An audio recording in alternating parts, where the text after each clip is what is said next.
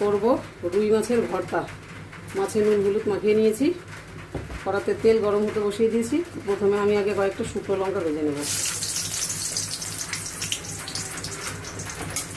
এগুলো ভাজা হয়ে গেছে, নামিয়ে নিচ্ছি। এবার এই তেলের মধ্যে আমি মাছগুলোকে প্রথমে ভেজে নেব।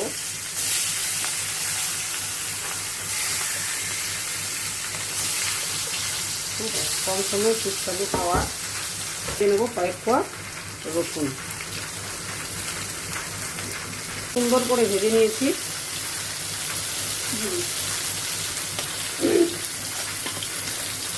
কাঁচা লঙ্কা আর পেঁয়াজটা একটু তেলে সাঁতলে নেব।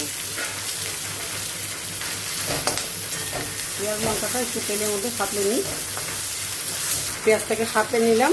এবার এটাকে নামিয়ে নিচ্ছি। এটাকে খুব বেশি ভাজবও না, আবার কাঁচাও থাকবে না, এইভাবে একটু সাঁতলে নিলাম। এবার আগে মাছের কাঁটাগুলো ছাড়িয়ে নেব। ছাড়িয়ে নিয়ে তারপরে আমি ভর্তাটা মাখবো। বন্ধুরা, মাছের কাঁটাগুলো বেছে নিয়েছি সব। এই দেখুন, সব কাঁটাগুলো ভালো করে বেছে নিয়েছি। এবার এতগুলো লঙ্কা দেবো না, বাচ্চা খাবে। এই যে পেঁয়াজটা ভেজে নিয়েছিলাম, এই যে রসুনগুলো, এগুলোকে এবার আমি একটু চটকে নিই। হ্যাঁ,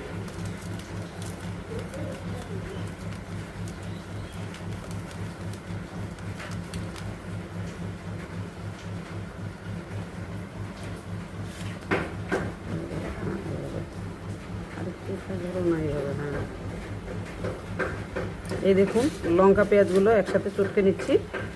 আর এবার এতে দিয়ে দিচ্ছি কিছুটা কাঁচা সর্ষের তেল। ভর্তা বলে কথা, সর্ষের তেল ছাড়া তো আর হবে না।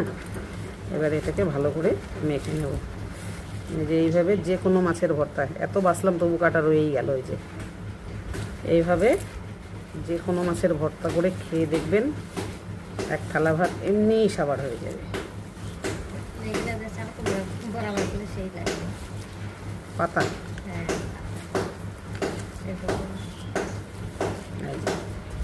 এই দেখুন, আমার পুরো ভর্তাটা কমপ্লিট।